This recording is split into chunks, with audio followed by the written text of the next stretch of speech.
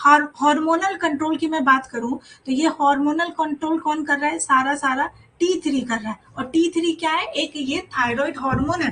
तो इसी चीज को यानी कि T3 थायराइड हार्मोन के जो एडवांटेज है, एडवांटेज नहीं, व्हाट टू से, जो इसका रोल है, इसके रोल को जानने के लिए एक एक्सपेरिमेंट किया गया। और वो एक्सपेरिमेंट बेनेट एलन ने किया। उन्होंने क्या किया, थायराइड हार्मोन को हटा दिया, सॉरी थायराइड को हटा दिया। अब थायराइड क्या है, एक ग्लैंड है, उस ग्लैंड से ही थायराइड हार्मोन स्टिमुलेट होगा, राइट।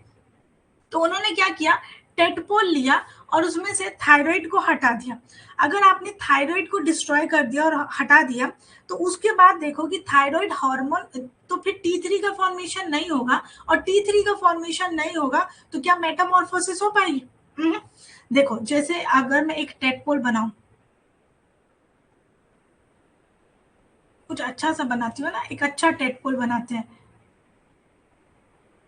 ऐसे करके कुछ टेटपोल बना दो। तो ये मान लीजिए कि आपका फ्रॉग का टेटपोल है, ठीक है।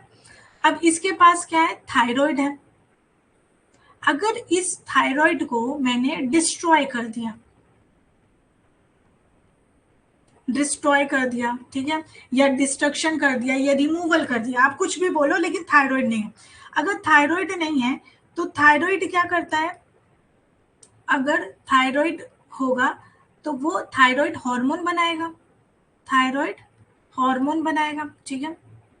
और अगर थायराइड हार्मोन में जो एक्टिव हार्मोन होता है, वो एक्टिव क्या है, T3। और जब ये T3 रहेगा तो ये क्या करवाता है, मेटामॉर्फोसिस करवाता है। और मेटामॉर्फोसिस का मतलब है कि लार्वा का कन्वर्जन हो अडल्ट में, ठीक है, ये है मेटामॉर्फोसिस। अगर आपने थायराइड हटा दिया, इसका मतलब T3 की एबिलिटी, T3 जो है अब यहाँ पे नहीं है। और अगर T3 नहीं है तो यहाँ पे मेटामॉर्फोसिस नहीं हो पाएगा। तो क्या होगा, नो मेटामॉर्फोसिस। और मेटामॉर्फोसिस का ना होने का मतलब है कि ये टेडपोल जो है कभी भी क्या है, अडल्ट स्ट्रक्चर नहीं ले पाएगा। और अडल्ट स्ट्रक्चर नहीं लेगा, इसका मतलब ये टेडपोल टेडपोल में ही रह जाएगा, लेकिन ये टेडपोल का साइज बढ़ जाएगा और ये क्या हो जाएगा, जाइंट टेडपोल बन जाएगा। अगर मेटामॉर्फोसिस नहीं हुआ तो ये क्या है, एक जाइंट टेडपोल का स्ट्रक्चर ले लेगा। जाइंट मतलब जो बहुत बड़ा, जाइंट टाइप का ना, तो ये है जाइंट टेटपोल का फॉर्मेशन कर लेगा। और जाइंट टेटपोल देखो कुछ इस तरीके से दिखता है, बड़ा सा टेटपोल टाइप है ना, इस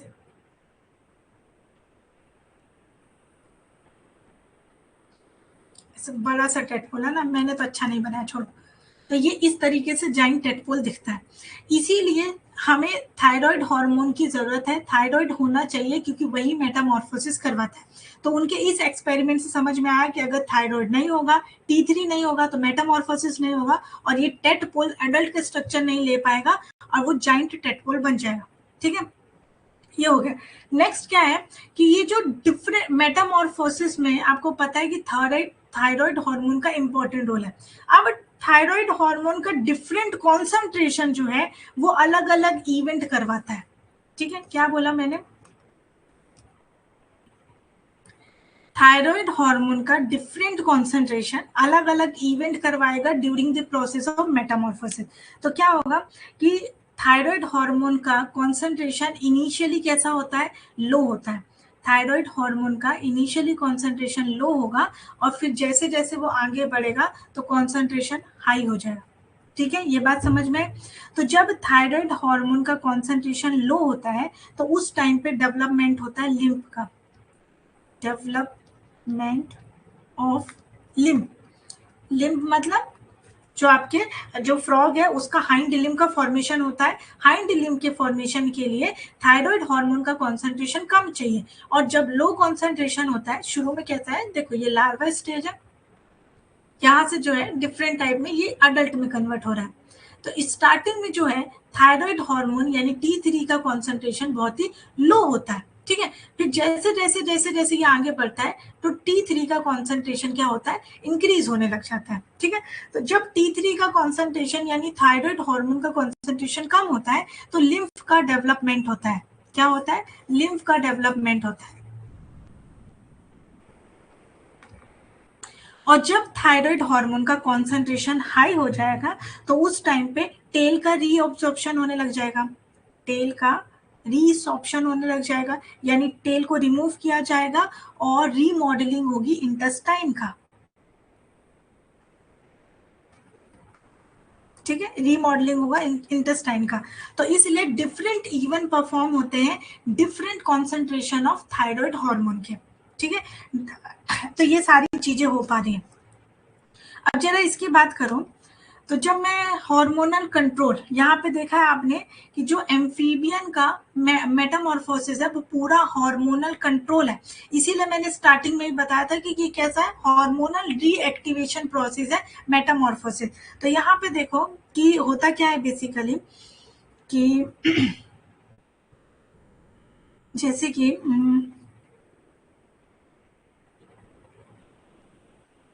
ठीक है, सबसे पहले क्या होता है, थायराइड ग्लैंड होता है, ठीक है, अभी आपको पता है थायराइड ग्लैंड का है ना, तो ये थायराइड ग्लैंड होता है और ये सिक्रीट करता है एक hormone, thyroid gland it secrete, यहाँ पे सिक्रीशन होता है बेसिकली, क्या लिखा, सिक्रीशन होता है एक हार्मोन का, सिक्रीशन ऑफ हार्मोन, और उस हार्मोन का नाम होता है थायरोक्सिन। अब थायरोक्सिन क्या होता है, जिसको हम T4 बोलते हैं, ये थायरोक्सिन होता है, और थायरोक्सिन ये इनएक्टिव फॉर्म होता है, इसको कन्वर्ट किया जाता है इसके एक्टिव फॉर्म में, और इसके एक्टिव फॉर्म का जो नाम है उसको बोलते हैं हम ट्राई आइडो थायरोनिन, जिसको हम T3 बोलते हैं, and this T3 is an active form. Active form का मतलब है कि सारी फंक्शनल एक्टिविटी कौन करने वाला है, T3 करने वाला है। तो क्या होता है कि यहाँ पर जो है सबसे पहले आपका थायराइड ग्लैंड से T4 का सिक्रीशन हुआ, ठीक है, अब T4 का सिक्रीशन हुआ, T4 को T3 में, ये T4 है, ये इसका T4 का स्ट्रक्चर है जो कि इनएक्टिव होता है, इसको कन्वर्ट किया जाता है T3 में जो कि एक्टिव फॉर्म है, और इस कन्वर्जन के लिए जो एंजाइम होता है वो होता है टाइप 2D आइडोनेस एंजाइम। कौन होता है, टाइप 2D आइडोनेस एंजाइम होता है जो T4 को T3 में कन्वर्ट करता है, और जब ये T3 में कन्वर्ट होता है तो यही वो फॉर्म होता है जो कि एक्टिव होता है, और यही फॉर्म जो है वो एक्शन करता है, यही फॉर्म क्या होता है जो एक्शन करता है, और एक्शन करने का मतलब है ये मेटामॉर्फोसिस करवाता है, ठीक है। तो अगर थायराइड ग्लैंड रहेगा तो बहुत सारा T4 का फॉर्मेशन होगा, और बहुत सारा T4 होगा तभी बहुत सारा T3 बनेगा, और ये T3 बनेगा तो मेटामॉर्फोसिस करवाता है। तो यहाँ पे ये जो पेरिफेरल टिश्यू होते हैं, ये पेरिफेरल टिश्यू में T3 का कन्वर्जन होता है। तो ये कौन से टिश्यू होते हैं, these are the peripheral tissues, या फिर टारगेट टिश्यू, जहां पर T3 का फॉर्मेशन होता है और वो अपने एक्टिव फॉर्म में कन्वर्ट होता है। उसके बाद जब T3 का काम होता है, हो जाता है, जब वो मेटामॉर्फोसिस कर लेता है, कंप्लीट हो जाता है और T3 का काम खत्म हो जाता है, तो एक एंजाइम है जिसका नाम है टाइप 3D आइडोनेस, ये एंजाइम होता है जो इस T3 को T2 में कन्वर्ट कर देता है, ठीक है। क्या बोला मैंने कि T4 से T3 में जो है कन्वर्ट करने का काम कौन कर रहा है, ये कन्वर्जन कर रहा है एक एंजाइम, और उस एंजाइम का नाम है टाइप 2D आइडोनेस एंजाइम, ठीक है, पेरिफेरल टिश्यू में। T3 जो है वो एक्शन कर रहा है, मेटामॉर्फोसिस कर रहा है। जब इसका मेटामॉर्फोसिस काम करना कंप्लीट हो जाता है तो एक एंजाइम होता है जिसका नाम है टाइप 3D आइडोनेस, ये क्या करता है, इस T3 को T2 में कन्वर्ट कर देता है, और T2 का फुल फॉर्म क्या होता है, डाई आइडो थायरोनिन, जो कि अगेन इनएक्टिव फॉर्म होता है और फंक्शन नहीं करता है। तो ये एंजाइम क्या करता है, इसको T3 से T2 में कन्वर्ट कर देता है, और अगेन यहाँ पे सारी प्रोसेस जो होती है वो कंप्लीट हो चुकी होती है, ठीक है। अब ये होता कैसे है कि इतना प्रोसेस समझ गए आप कि पहले, इसीलिए जो है इम्पोर्टेंट ये है कि थायराइड ग्लैंड होना चाहिए, क्योंकि T4 होगा, ये एंजाइम काम करेगा, इसको T3 में कन्वर्ट करेगा, और T3 जो है T2 में बनाएगा, ठीक है। अब T3 काम कैसे करता है, तो T3 कैसे काम करेगा, ओके एक मिनट, हाँ तो T3 कैसे काम करेगा, आपको पता चल गया कि यहाँ पे T3 का फॉर्मेशन हो गया। तो T3 क्या करता है, जिस टिश्यू में होता है, टारगेट टिश्यू में T3 जो है अपने रिसेप्टर के साथ बाइंड करके काम करता है ना। तो T3 एज अ लीगेंड की तरह यहाँ पे काम करेगा, ये जाएगा अपने रिसेप्टर के साथ बाइंड करेगा, और इसका रिसेप्टर कहाँ पे प्रेजेंट होता है, न्यूक्लियस में। इसका रिसेप्टर क्या है, न्यूक्लियर रिसेप्टर है। तो T3 का रिसेप्टर न्यूक्लियस में प्रेजेंट होता है, ये इसके साथ बाइंड करेगा और बाइंड करके ट्रांसक्रिप्शन करवाता है, और ये उन जीन का ट्रांसक्रिप्शन करवाता है जो कि मेटामॉर्फोसिस करेंगे, जो कि मेटामॉर्फोसिस करवाते हैं। और इस तरीके से जो है इसकी एक्टिविटी देखने को मिलती है, ठीक है। तो ये जो रिसेप्टर है, ये रिसेप्टर क्या है, थायराइड हार्मोन रिसेप्टर्स, जिसको हम TR रिसेप्टर्स बोलते हैं, थायराइड हार्मोन रिसेप्टर, ठीक है।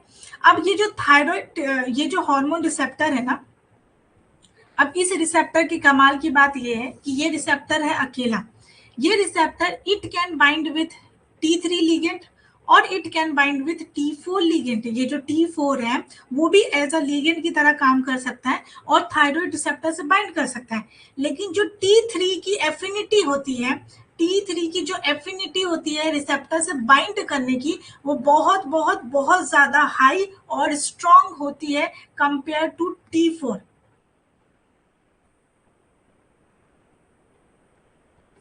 यानी T3 की जो एफिनिटी है वो बहुत बहुत बहुत ज्यादा हाई होती है कि वो अपने थायराइड रिसेप्टर से बाइंड कर ले, और T4 की एफिनिटी बहुत ज्यादा ही कम होती है कि वो अपने रिसेप्टर से बाइंड करे। इसलिए T3 है जो कि रिसेप्टर से बाइंड कर पाता है, और बाइंड करने की वजह से ये क्या है, सिग्नलिंग चला पाता है, उन जीन का ट्रांसक्रिप्शन। बेसिकली ये क्या कर रहे हैं, ये एक ट्रांसक्रिप्शन फैक्टर की तरह काम कर रहे होते हैं, जो कि ट्रांसक्रिप्शन करवाते हैं और मेटामॉर्फोसिस जीन को एक्टिवेट करते हैं, ठीक है। ये हो गया। तो आपने देखा कि यहाँ पे कितना ज्यादा इंपॉर्टेंट रोल है इन दोनों एंजाइम का। अगर T4 ज्यादा होगा तभी T3 ज्यादा होगा, और T4 को T3 में कन्वर्ट करने के लिए इस एंजाइम का जो है बहुत ज्यादा इंपॉर्टेंट रोल है। तो क्या हुआ, अगेन एक एक्सपेरिमेंट किया गया साइंटिस्ट के थ्रू, और उन्होंने क्या किया कि टेट पोल में उन्होंने जेनेटिकली मॉडिफाई कर दिया और ओवर एक्सप्रेस करवा दिया इस एंजाइम का।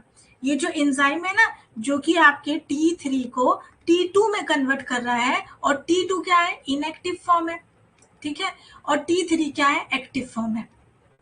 तो उन्होंने क्या किया, इस एंजाइम को बहुत ज्यादा ओवर एक्सप्रेस करवा दिया टारगेट टिश्यू में। तो हुआ क्या, इसके एक्सप्रेशन की वजह से T3 जैसे ही बनता उसको तुरंत T2 में कन्वर्ट कर दिया जाता। मतलब T3 जो है अवेलेबल ही नहीं रह पाता था कि वो फंक्शन कर पाए, उसकी एक्टिविटी देखने को मिले, क्योंकि ये एंजाइम इतना ज्यादा था और इतना ज्यादा ओवर एक्सप्रेसिव था कि जैसे ही T3 उसको मिलता वो तुरंत उसको T2 में कन्वर्ट कर देता, और जिसकी वजह से T3 जो है अवेलेबल ही नहीं हो पाया, और T3 नहीं होगा तो क्या होगा, मेटामॉर्फोसिस नहीं होगा। तो यही देखने को मिला कि जिस टारगेट टिश्यू में टाइप 3 डीआइडोनेस का ओवर एक्सप्रेशन देखा गया, वहां पे कभी भी कंप्लीट मेटामॉर्फोसिस नहीं हुआ, जिसकी वजह से मेटामॉर्फोसिस प्रॉपर तरीके से रेगुलेट नहीं हुआ, और रेगुलेट ना होने की वजह से वहां पे मेटामॉर्फोसिस नहीं देखा गया, ठीक है। और ऐसा इसलिए हुआ क्योंकि T3 अवेलेबल ही नहीं था, तो इस रिसेप्टर से जो थायराइड रिसेप्टर इधर पड़ा था और वो T3 का वेट कर रहा था, अब T3 जैसे ही आता उसको T2 में कन्वर्ट कर दिया जाता, तो इस रिसेप्टर से इसकी बाइंडिंग हो ही नहीं पा रही थी, और जिसकी वजह से सिग्नलिंग नहीं, तो मेटामॉर्फोसिस जीन का एक्टिवेशन नहीं, और जीन एक्टिवेट नहीं तो मेटामॉर्फोसिस भी नहीं हो पा रहा था, ठीक है। क्लियर, ये बात समझ में आई। ये अब इसमें इंपॉर्टेंट रोल किसका आ रहा है, इंपॉर्टेंट रोल आता है लिगेंड और रिसेप्टर का। आपने T3 देख लिया कि T3 को कौन बना रहा है, कैसे बना रहा है, कहाँ पे बन रहा है, इसको कौन से एंजाइम रेगुलेट कर रहे हैं, ठीक है, और इसका होना कितना ज्यादा इंपॉर्टेंट है। अब जरा बात कर लेते हैं थायराइड रिसेप्टर की, जिस रिसेप्टर के साथ T3 आके बाइंड करता है, ठीक है। चलिए, तो ये क्या है, थायराइड रिसेप्टर, ठीक है, जिसको हम TR बोल रहे हैं, थायराइड रिसेप्टर।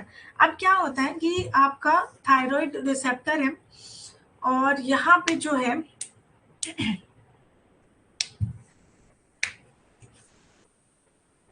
अगर मैं TR लिखूं तो समझ जाओगे कि मैं थायराइड रिसेप्टर की बात कर रही हूँ। तो यहाँ पे जो होते हैं दो रिसेप्टर होते हैं। ये थायराइड रिसेप्टर बेसिकली क्या है, एक न्यूक्लियर रिसेप्टर है और दो रिसेप्टर देखे गए हैं। एक है आपका थायराइड रिसेप्टर अल्फा और दूसरा है थायराइड रिसेप्टर बीटा। दो रिसेप्टर है। अब इन दोनों रिसेप्टर से कौन सा लिगेंड बाइंड करता है, लिगेंड बाइंड करेगा T3, ठीक है। तो अब होता क्या है कि जो TR रिसेप्टर है ना, ये बहुत इनिशियल टाइम से प्रेजेंट होता है।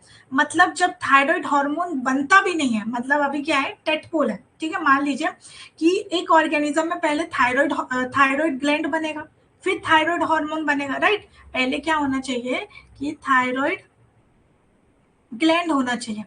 अगर ये होगा तब तो आपका थायराइड हार्मोन का प्रोडक्शन होगा, ठीक है। थायराइड हार्मोन होगा तब जाके T3 का प्रोडक्शन होगा, ठीक है। अभी ना थायराइड ग्लैंड बना भी नहीं है, तब से जो है TR अल्फा प्रेजेंट है। जब T3 बन जाता है तब जो है TR बीटा का प्रोडक्शन शुरू होता है, ठीक है। मैंने क्या कहा कि ये दो रिसेप्टर है, दोनों रिसेप्टर्स में TR अल्फा एक ऐसा रिसेप्टर है, वो बहुत इनिशियल टाइम से बन के तैयार हो जाता है। जब थायराइड ग्लैंड खुद नहीं बना था तब से ये रिसेप्टर है और ये पूरा प्रेजेंट रहता है थ्रू आउट द प्रोसेस।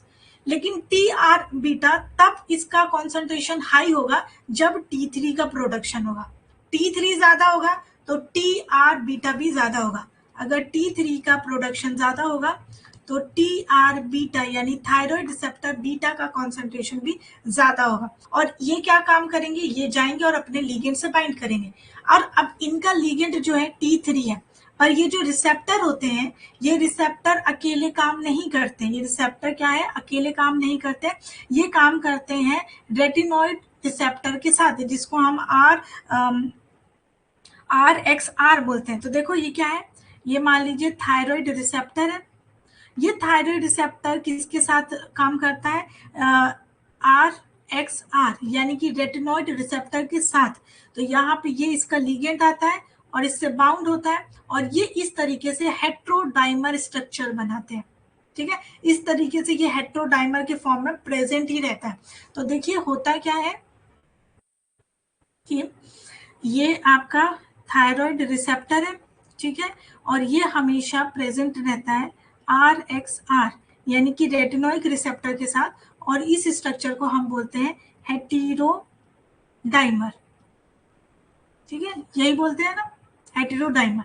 ये इस स्ट्रक्चर के साथ प्रेजेंट होता है।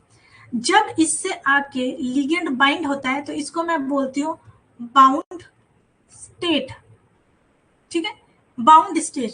और जब ये बाउंड स्टेट होता है तो ये जो हेटेरोडाइमर है, ये क्या होता है, एक ट्रांसक्रिप्शन फैक्टर की तरह काम करता है, ट्रांसक्रिप्शन फैक्टर की तरह काम करता है। और जब इसका लिगेंड इससे आके बाइंड करता है, लिगेंड कौन है यहाँ पे जो लिगेंड है वो आपका T3 है, और इससे आके ये बाइंड करेगा, तो ये ट्रांसक्रिप्शन फैक्टर की तरह काम करेगा और ये ट्रांसक्रिप्शन फैक्टर एक्टिवेटर की तरह काम करेगा। और उन जीन को जो एक्टिवेटिंग जो चीज को एक्टिवेट कराएंगे, ट्रांसक्रिप्शन करवाएंगे, उन सब का रिक्रूटमेंट करवाएगा और फाइनली क्या करवा देगा, ट्रांसक्रिप्शन करवा देगा। और ये उन जीन का ट्रांसक्रिप्शन होने लग जाएगा जो जीन मेटामॉर्फोसिस करवाएंगे, ठीक है। ये बात समझ में, ये हो गया। लेकिन मान लीजिए कि अब इसका रिसेप्टर नहीं प्रेजेंट है, तब क्या होगा, सॉरी जिसका लिगेंड नहीं प्रेजेंट है, तो इस लिगेंड जब प्रेजेंट नहीं होता है तो मैं उसको बोलती हूँ अनबाउंड स्टेट। अनबाउंड स्टेट में क्या होता है, ये थायराइड रिसेप्टर होता है, ठीक है, इसके पास इसका लिगेंड प्रेजेंट नहीं होता है, लेकिन ये अभी भी अपने डाइमर फॉर्म में प्रेजेंट रहता है। इस तरीके से हेटेरोडाइमर बना लेते हैं। हेटेरो पता है ना क्यों बोल रहे हैं, क्योंकि ये अलग अलग है, तो हेटेरोडाइमर बना लेते हैं। और ये दोनों जो है, ये TR और RXR क्या है, ये रेटिनॉइड क्या है, रिसेप्टर है, रेटिनॉइड रिसेप्टर है, ठीक है। ये दोनों क्या है, एज अ ट्रांसक्रिप्शन फैक्टर काम करते हैं, लेकिन जब इनका लिगेंड नहीं आता है तो उसको हम बोलते हैं कि ये अपने अनबाउंड स्टेट में प्रेजेंट है। और जब ये अनबाउंड स्टेट में प्रेजेंट होते हैं तो ये रिप्रेसर का काम करते हैं, यानी ये उन प्रोटीन को बुला लेते हैं जो कि ट्रांसक्रिप्शन रोकेगा, तो ये रिप्रेसर की तरह काम करते हैं, जिसकी वजह से नो ट्रांसक्रिप्शन, और ट्रांसक्रिप्शन नहीं होता तो ऐसी किसी भी जीन का एक्टिवेशन या फॉर्मेशन नहीं हो पाता जो कि मेटामॉर्फोसिस करवाए। तो यहाँ पे नो मेटामॉर्फोसिस। समझ में आए, ये कहानी समझ में आई। चलो अब आप ये पढ़ोगे तो आपको अच्छे से समझ में आएगा कि amphibian Metamorphosis is primarily controlled by rising levels of thyroid hormone.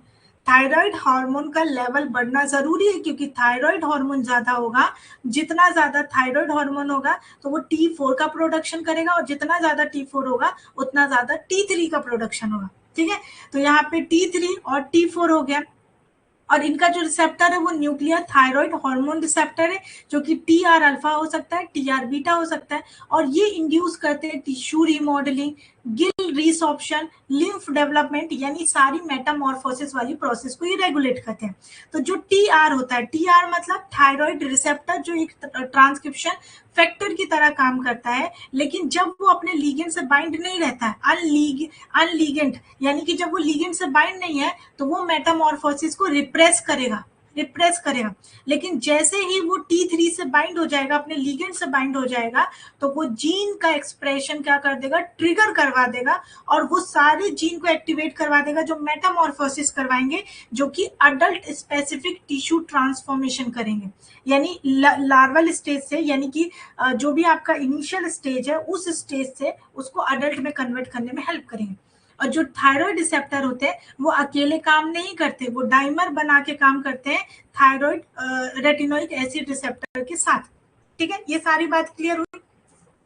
अब यहाँ पे देखो, ये जो है ये पूरा आपका जो ग्राफिकल फॉर्म है, सेम चीज वही बता रहा है जो जस्ट मैंने अभी आपको एक्सप्लेन किया है ना। बस थोड़ा सा ध्यान से सुनिए मैं क्या क्या बोलती जा रही हूँ।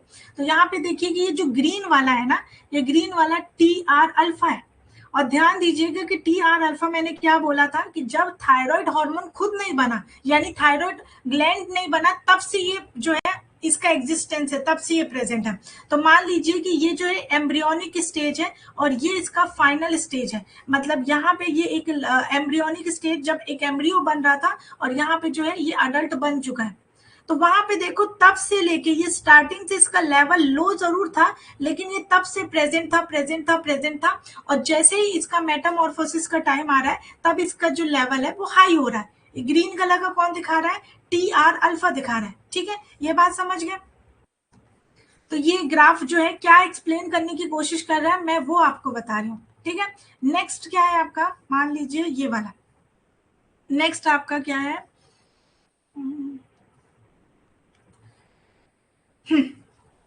ये जो डार्क ब्लू वाला है ये क्या है, TR बीटा। TR बीटा क्या है, रिसेप्टर बीटा। तो रिसेप्टर बीटा कब बनेगा, जब T3, जब इसका लीगेंड हाई होगा तो ये रिसेप्टर भी हाई होगा। तो देखो इस पॉइंट पे जो है T3 जो है बहुत हाई है, तो ये रिसेप्टर भी हाई है, और इसका फॉर्मेशन देखो होना शुरू हो गया। ठीक है, और अब T3 क्या है, ये जो रेड कलर से आपको दिखाया गया है वो क्या है, T3 है। जरा सा मैं ये देखो, ये क्या है, ये T3 है, जो रेड कलर में दिखाया गया ना ये है T3। ठीक है, तो जब T3 ज्यादा तो TRBT भी ज्यादा है, और ये भी ज्यादा, सब ज्यादा रहेंगे, लेकिन TR अल्फा पहले से प्रेजेंट है और TR बीटा जो है वो बाद में फॉर्मेशन इसका होना शुरू होता है। और ये जो लाइट ब्लू कलर है, वो लाइट ब्लू आपको ये रिप्रेजेंट कर रहा है कि यहाँ पे क्या है, T3 रिस्पॉन्स वाले जीन है जिनका, देखो स्टार्टिंग में जो T3 रिस्पॉन्स करने वाले जीन जो है उनका जो कॉन्सेंट्रेशन है थ्रू आउट सेम प्रेजेंट था। फिर जब वो लार्वल स्टेज में आता है तो उनका जो एक्सप्रेशन है वो कम होने लग जाता है, क्योंकि यहाँ पे अभी जो है उन स्ट्रक्चर की उनकी जरूरत नहीं है जो कि अडल्ट बना है। लेकिन जैसे ही अडल्ट बनने लग जाता है तो अडल्ट के टाइम पे देखो यही जीन जो है इनका एक्टिवेशन हो जाता है और ये हाई लेवल अटेंड कर लेते हैं, क्योंकि यहाँ पे जो है T3 अपने रिसेप्टर के साथ बाइंड करके जो है वो सिग्नलिंग चला देता है, जिससे कि वो सारे जीन जो है एक्टिवेट हो जाते हैं। तो ये T3 रिस्पॉन्स जीन है, यानी वो जीन जो मेटामॉर्फोसिस करवाएंगे उनका लेवल यहाँ पे इंक्रीज हो जाता है और वो मेटामॉर्फोसिस करवाते हैं। ठीक है, यहाँ समझ में आया। फिर क्या हुआ, तो यहाँ पे देखो ये एम्ब्रियोनिक स्टेज है, ये लार्वल स्टेज है और ये मेटामॉर्फोसिस है। ठीक है, तो यहाँ पे लार्वल स्टेज में जो थायराइड ग्लैंड होता है उसका फंक्शन कम होता है, रिप्रेस होता है, क्योंकि उस टाइम पे जो है देखो लार्वल स्टेज में, अगर लार्वल स्टेज में लार्वा ही बनना है तो थायराइड हार्मोन का फंक्शन कम होगा, क्योंकि थायराइड हार्मोन जब काम करेगा तो वो मेटामॉर्फोसिस करवाएगा, यानी लार्वा से अडल्ट में कन्वर्ट करेगा। लेकिन जैसे ही मेटामॉर्फोसिस होना है तो थायराइड हार्मोन का, थायराइड ग्लैंड का जो फंक्शन है वो बढ़ जाता है। ठीक है, तो जब आपको पता है कि जब रिप्रेसर की तरह काम करेगा, जो आपका रिसेप्टर है अगर वो रिप्रेसर की तरह काम करेगा तो वो क्या करेगा, एक रिप्रेसर कॉम्प्लेक्स को रिक्रूट करेगा और वो सारे जीन का ट्रांसक्रिप्शन होने से रोक देगा, जो कि मेटामॉर्फोसिस करवाएंगे। और ये कब हो रहा है, जब वो रिप्रेसर स्टेज में यानी लार्वल स्टेज में प्रेजेंट है तब। लेकिन जैसे ही मेटामॉर्फोसिस होना है कि अब लार्वा को अडल्ट में कन्वर्ट करना है तो T3 की एक्टिविटी बढ़ेगी, जिसकी वजह से T3 अपने रिसेप्टर से जब आके बाइंड करेगा तो यही रिसेप्टर जो है एक्टिवेटर का काम करेंगे और ट्रांसक्रिप्शन को शुरू करवाएंगे, जिससे कि मेटामॉर्फोसिस वाले जीन का एक्टिवेशन हो सके। ठीक है, तो ये समझ में आया। यहाँ पे डिफरेंट जो आपका सिग्नलिंग है, लिगेंड और रिसेप्टर का डिफरेंट एक्टिविटी को यहाँ पे बताया गया। ठीक है, अब ये ग्राफ इजी है ना आपके लिए समझना। ठीक है, ओके। अब नेक्स्ट है कि हम बार बार बोल रहे हैं कि जो है हम बोल रहे हैं कि मेटामॉर्फोसिस करवाने के लिए आपको T3 हार्मोन चाहिए और T3 हार्मोन के लिए आपको थायराइड ग्लैंड चाहिए। तो ये कैसे पता चला कि आज हम जो इंपॉर्टेंस देख रहे हैं कि थायराइड ग्लैंड की इतनी ज्यादा इंपॉर्टेंस है, ये हमें पता कैसे चला? ये पता चला जब डिफरेंट तरह के एक्सपेरिमेंट साइंटिस्ट ने परफॉर्म किए। और वो डिफरेंट तरह के एक्सपेरिमेंट क्या थे? हार्मोनल कंट्रोल को देखने के लिए कि किस तरह से हार्मोन जो है मेटामॉर्फोसिस को कंट्रोल करता है, पहले एक्सपेरिमेंट किया गया, थायराइड ग्लैंड को रिमूव कर दो, ना रहेगा थायराइड ग्लैंड, ना रिलीज होंगे थायराइड हार्मोन, और थायराइड हार्मोन नहीं रहेंगे तो मेटामॉर्फोसिस नहीं होगा। सिंपल, क्योंकि पहले क्या है, थायराइड ग्लैंड का होना जरूरी है। थायराइड ग्लैंड होगा तो ये रिलीज करेगा थायराइड हार्मोन, और अगर थायराइड हार्मोन होंगे तभी तो T4 बनेगा, और T4 होगा तो वो T3 बनेगा, और T3 होगा तो ये एक्शन करेगा, और ये एक्शन करेगा तो ये मेटामॉर्फोसिस करवाएगा। ठीक है, आपने क्या कर दिया, इसको ही हटा दिया, ना रहेगा थायराइड हार्मोन, ना थायराइड ग्लैंड है, ना थायराइड हार्मोन होगा, ना मेटामॉर्फोसिस होगा। तो आपने जब थायराइड ग्लैंड को रिमूव किया तो टेट पोल में मेटामॉर्फोसिस फेल हो गया, मेटामॉर्फोसिस नहीं हुआ। ये था आपका एक्सपेरिमेंट। एक्सपेरिमेंट नंबर 2 में क्या किया, इन्होंने थायरोक्सिन को ऐड कर दिया। And what is thyroxine? Thyroxine is T4। इन्होंने क्या कर दिया, टेट पोल में, इनिशियली टेट पोल में पहले ही, मतलब जो अब उसका मेटामॉर्फोसिस होने वाला था उससे पहले ही स्टेज में इन्होंने T4 को ऐड कर दिया। अब अगर T4 ऐड हो गया तो वो T3 का प्रोडक्शन करने लग जाएगा, और T3 जैसे ही बनेगा तो मेटामॉर्फोसिस स्टार्ट हो जाएगा। तो यानी कि जरूरत से पहले, यानी टाइम से पहले जो है मेटामॉर्फोसिस आपको देखने को मिल जाता है यंग टेट पोल में, जो अगेन ये बताता है कि कितनी ज्यादा इंपॉर्टेंस है T3 की, क्योंकि आपने T4 दिया, T4 T3 में कन्वर्ट हुआ और यंग टेट पोल में समय से पहले ही मेटामॉर्फोसिस शुरू हो गया और एक्सिलरेट यानी बढ़ गया। ठीक है, थर्ड एक्सपेरिमेंट में क्या किया इन्होंने, थायोयूरिया का ट्रीटमेंट दे दिया। And what is thiourea treatment? Thiourea क्या करता है, थायराइड हार्मोन के सिंथेसिस को रोकता है, यानी इन हार्मोन्स को बनने से रोकेगा थायोयूरिया।